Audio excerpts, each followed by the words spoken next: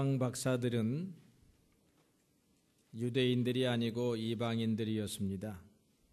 동방 박사가 우리에게 주는 은혜 가운데 하나는 이방인들에게도 하나님의 구원의 소식이 왔다라고 하는 것입니다. 크리스마스는 하나님과 인간의 화해의 사건입니다. 하나님이 인간을 구원하시려고 하는 구원의 사건이기도 합니다. 그 중심에 예수님이 계십니다. 예수님께서 주시는 좋은 소식이 이방인들에게도 해당된다고 하는 것이 오늘 동방 박사와 예수님과의 만남의 사건이 주는 중요한 의미입니다. 유대인들은 하나님이 자기들만의 하나님이라고 생각을 했습니다. 하나님이 자기만 생각하고 선택하고 축복하신다는 것이었습니다. 그런데 놀랍게도 예수님께서 이 땅에 오셔서 최초로 경배를 받으셨는데 그들이 바로 유대인들이 아니고 이방인들로 대표가 되는 동방 박사들이라고 하는 것입니다. 하나님은 유대인들에게만 율법을 주셨습니다. 이 율법에 의하면 메시아이신 예수님을 이 땅에 보낸다는 것이었습니다. 구약 성경 전체는 메시아이신 예수님께서 이 땅에 하나님의 구원의 소식을 가지고 오실 것이라고 하는 예언으로 가득 차 있습니다. 유대인들도 이 사실을 알고 믿고 그리고 메시아를 기다렸습니다. 그들은 여전히 오늘도 메시아를 기다리고 있는 사람들입니다. 그런데 이미 오신 메시아이신 예수님께서 제일 먼저 이방인을 만났다는 것입니다. 유대인들은 예수님의 실체를 보여주는 율법을 가지고 있었지만 예수님을 붙잡는 데에는 실패했습니다.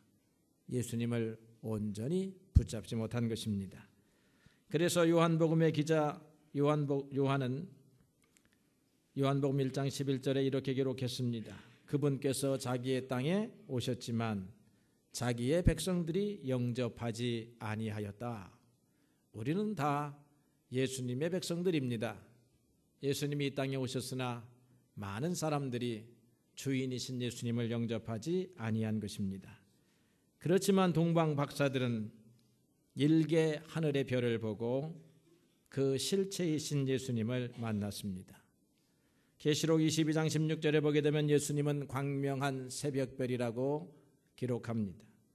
욥기 38장 7절에 보니까 새벽별들은 천사들이었습니다. 여러분, 그래서 예수님 동방 박사들을 예수님 앞으로 인도한 별들은 하나님의 천사가 아니었겠습니까? 미국의 동화작가 데니엘은 여기에 착안을 해서 아주 재미있는 어린이 크리스마스 동화를 썼습니다. 그 동화에 의하면 이런 내용이 나와요. 여러분들도 잠시 어린이로 돌아가서 이 동화 이야기를 들어보시기를 바랍니다. 하나님이 하늘의 천사들을 모았습니다. 그것은 동방 박사들을 인도할 길잡이를 뽑기 위한 것이었습니다. 천사들 모두는 예수님이 탄생한 베들레헴까지 동방 박사들을 안내할 한 명의 천사가 되고 싶어 했습니다. 천사들이 모여있는 그 자리에 하나님께서 모습을 드러내셨습니다.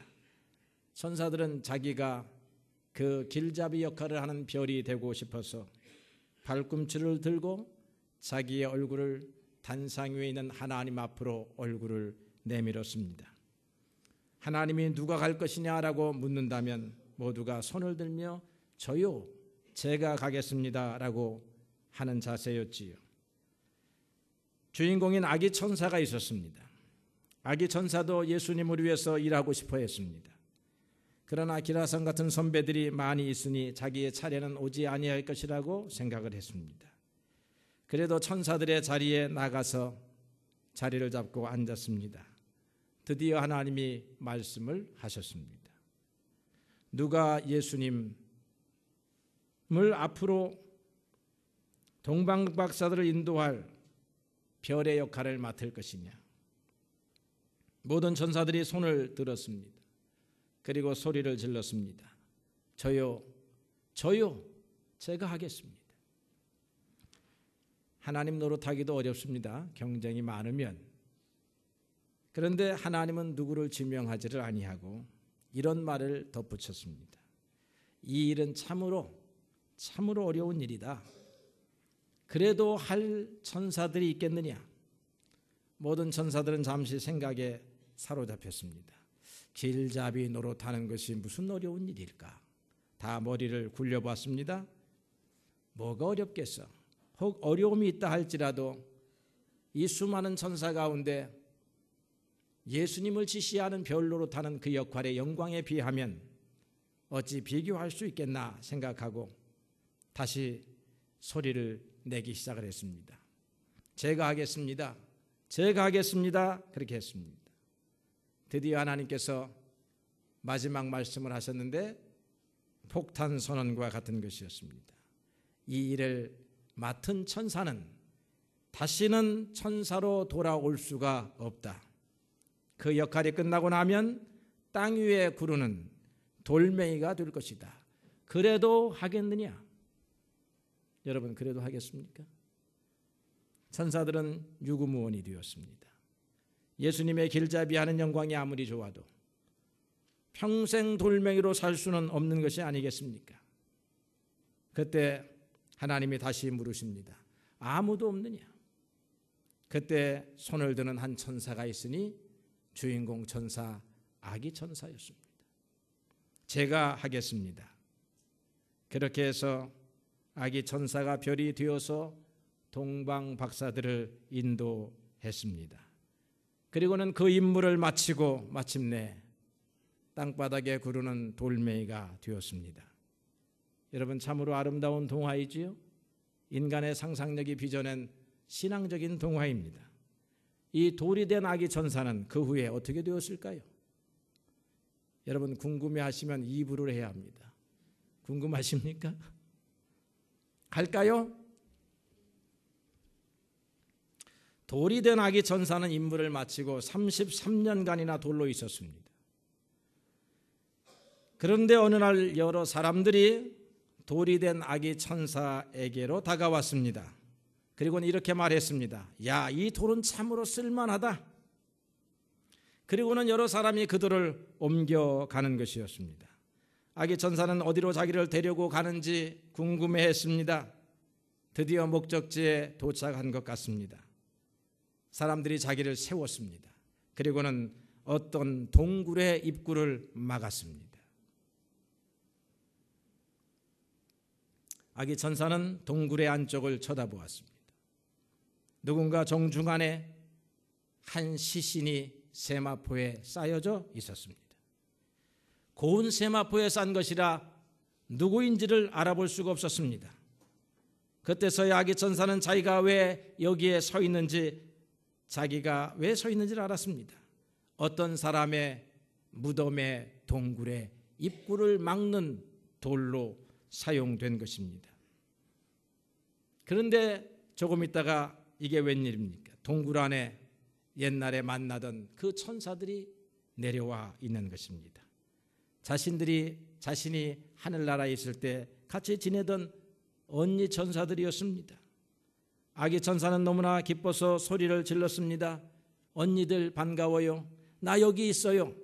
그러나 돌이 된 천사의 목소리를 알아듣는 천사들은 아무도 없었습니다. 아기 천사는 너무나 슬펐습니다. 그러나 이내 이 시신의 주인공이 누구인지를 알고 깜짝 놀랐습니다. 그분은 누구십니까? 바로 예수님이셨습니다. 천사들은 예수님의 시신이 안전하게 처리되었는가를 확인하고는 다시 하늘나라로 돌아갔습니다. 아기 천사는 너무나 감격했습니다. 자기 자신이 예수님의 시신을 지키는 돌멩이가 된 것입니다. 별이 되어 예수님의 앞길을 인도했다고 하면 지금은 돌이 되어 예수님의 시신을 지키는 그런 귀중한 돌이 된 것입니다. 자기 자신이 돌멩이가 된 것만 가지고도 너무나 기뻤습니다. 금요일 밤이 지나고 토요일이 되었습니다. 그리고는 안식 후 첫날 일요일 새벽에 갑자기 세마포가 풀어지는 것입니다. 그리고는 세마포 안에 하늘의 광채가 비치기 시작을 했습니다. 시신의 주인공이신 예수님께서 일어서신 것입니다. 돌멩이가 된 아기 천사는 부활하신 예수님을 뵙게 되었습니다. 가슴이 두근반 세근반 하였습니다. 아기 천사가 크게 소리를 내었습니다. 예수님 축하해요.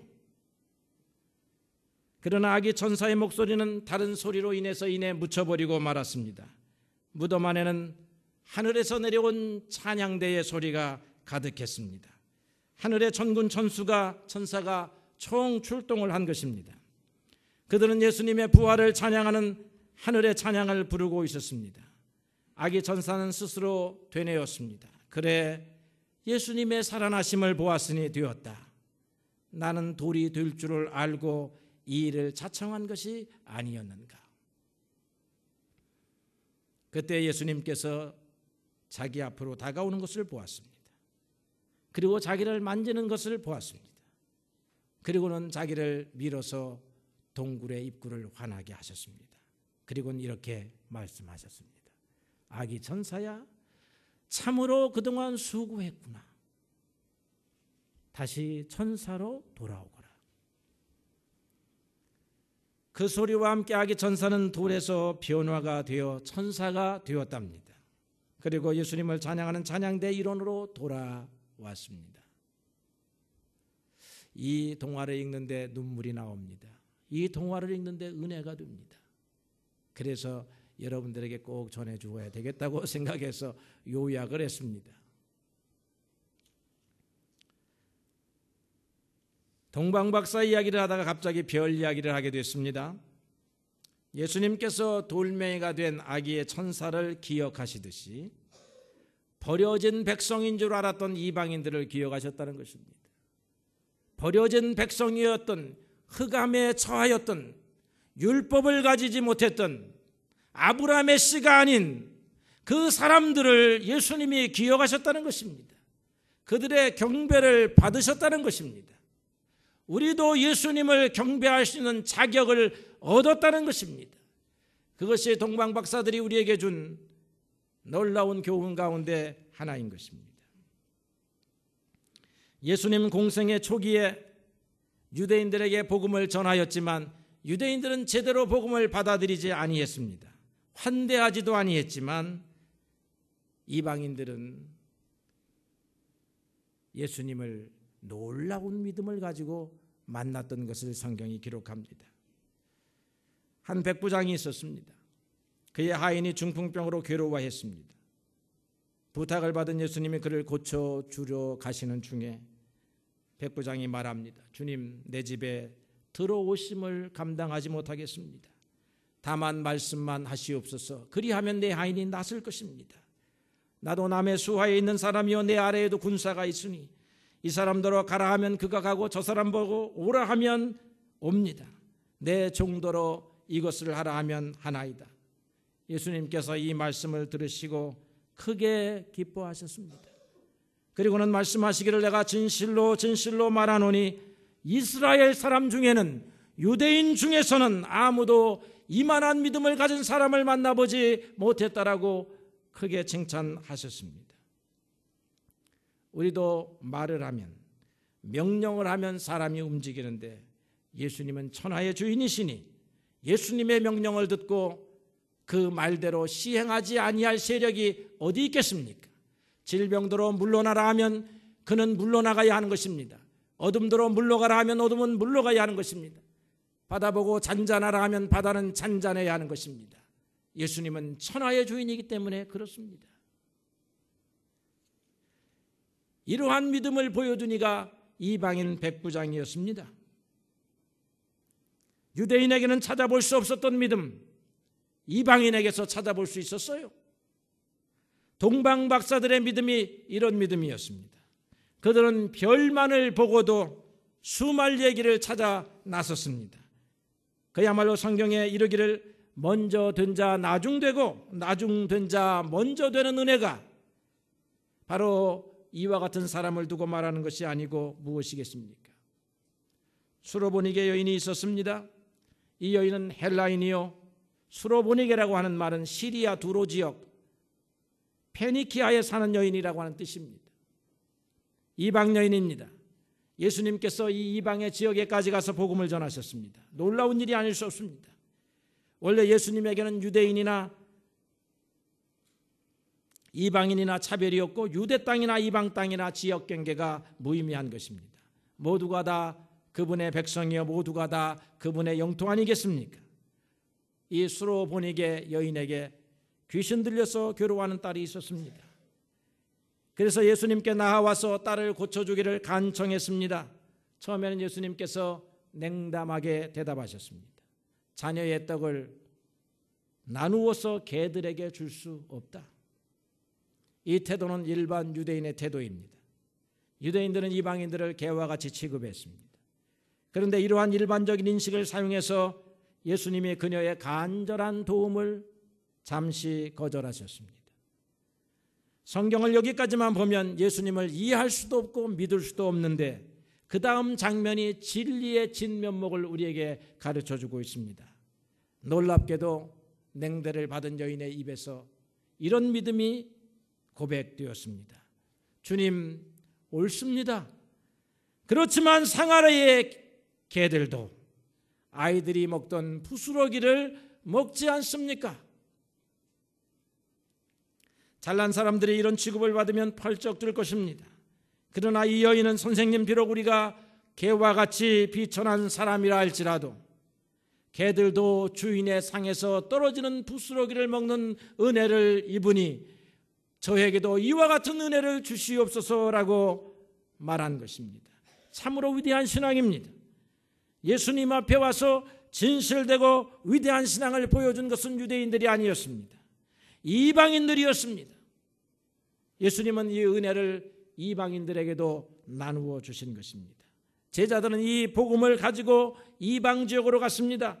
이 복음으로 인해서 유대인도 헬라인도 이방인도 그리스도 안에서 하나가 되었습니다.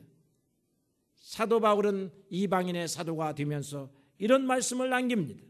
너희는 유대인이나 헬라인이나 종이나 자유자나 남자나 여자나 상관없이 다 그리스도 예수 안에서 하나이니라. 여러분, 여자이기 때문에 차별받지 않는 것이 하나님의 법입니다. 어린아이기 때문에 무시받지 않는 것이 하나님의 법입니다. 이방인이기 때문에, 한국 사람이기 때문에, 흑인이기 때문에 차별받지 않는 것이 하나님의 법입니다. 이 하나님의 법에 의해서 노예제도가 폐지됩니다. 이 하나님의 법에 의해서 남녀차별법이 폐지됩니다. 인간은 누구나 신분, 성별, 인종의 구분 없이 하나님 앞에 중요한 귀중한 자녀들이라고 하는 것입니다. 예수님께서 진리를 가르치실 때에 선한 사마리아인의 비유를 사용하십니다. 유대인의 제사장도 강도 만난 사람을 보고 지나갔습니다. 레위인도 지나갔습니다. 보잘것없는 사마리아인이 그 자리에서 하나님의 음성을 듣고 강도 만난 사람을 돌보아 준다라고 하는 것입니다. 유대인들은 하나님이 보내신 메시아를 알아보지도 못했고 하나님의 마음을 읽는데도 거듭 실패합니다. 여러분, 신학이 교만한 사람들은 하나님의 말씀을 읽고 하나님의 뜻을 발견하는데 날마다 실패하지만 겸손하고 진실한 마음을 가지고 하나님의 말씀을 읽는 사람들은 하나님의 뜻을 날마다 순간마다 발견하는 줄로 믿습니다. 우리는 이방인들입니다. 지혜로운 사람들도 아닙니다. 그러나 이런 믿음을 찾으시는 주님 앞에 우리도 이런 믿음을 가지고 나아갈 수 있습니다. 백인은 아니었습니다. 율법을 가진 사람도 아니었습니다. 그러나 이런 믿음을 갖는 데에는 신분과 인종이 구별이 없는 것입니다.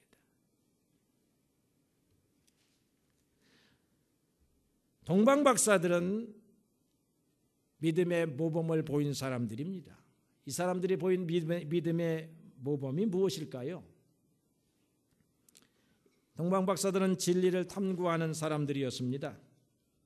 그 사람들을 지혜자라고도 하고 그 시절 한 지역의 왕들이기도 하다라고 추측을 합니다. 어찌되었든 간에 존귀한 사람들입니다.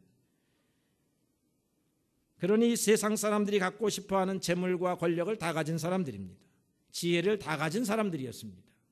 권력을 가졌습니다. 지혜를 가졌습니다. 재물을 가졌습니다. 부족한 것이 없습니다. 그런데도 이들은 부족한 것이 있다고 생각했습니다. 무엇이 부족합니까?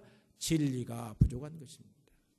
그래서 이 사람들은 날마다 하늘을 쳐다봅니다. 진리를 기다렸다라고 하는 것입니다. 세상의 것은 충분히 가졌지만 하늘의 것이 필요하다라고 하는 것을 알았던 사람이라고 하는 것입니다. 그래서 하늘과 땅을 진정으로 다스리는 분이 있을 거라고 믿었고 그분의 지혜를 찾고자 했습니다. 그래서 당시 최고의 학문인 천문학을 공부했습니다. 일반적인 별과 다른 크고 빛나는 별이 나타나는 때에 이 세상을 구원할 만왕의 왕이 오신다라고 하는 사상이 그 당시 중동 지역에 팽배했던 사상입니다. 그렇게 하늘을 쳐다보다 그들은 그 별을 발견한 것입니다. 우리는 어떻습니까? 우리는 떡과 빵으로 대표되는 물질만으로 살 수 있다고 믿는 사람들입니까? 결코 아닙니다. 사람이 떡으로만 살지 아니하고 하나님의 입에서 나오는 말씀으로 살아야 하는 것이 인생이라고 하는 것을 깨닫게 되었습니다. 우리는 이미 주님의 은혜로 예수님을 만나 세례받고 하나님의 백성, 예수의 백성이 되었습니다. 우리도 하나님을 경외하고 그분의 말씀을 따르는 것이 지혜의 근본이라고 하는 사실을 아멘으로 믿는 사람들입니다. 그런데 문제는 동방 박사들과 조금 다른 게 있어요. 같지 않은 것이 있습니다.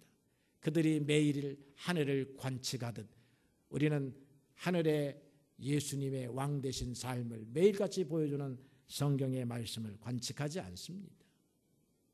성경을 머리맡에는 놓았지만 들춰보지 않습니다. 성경이 좋은 책이라고는 알았지만 성경이 생명의 책이라고 하는 사실을 믿지 않습니다.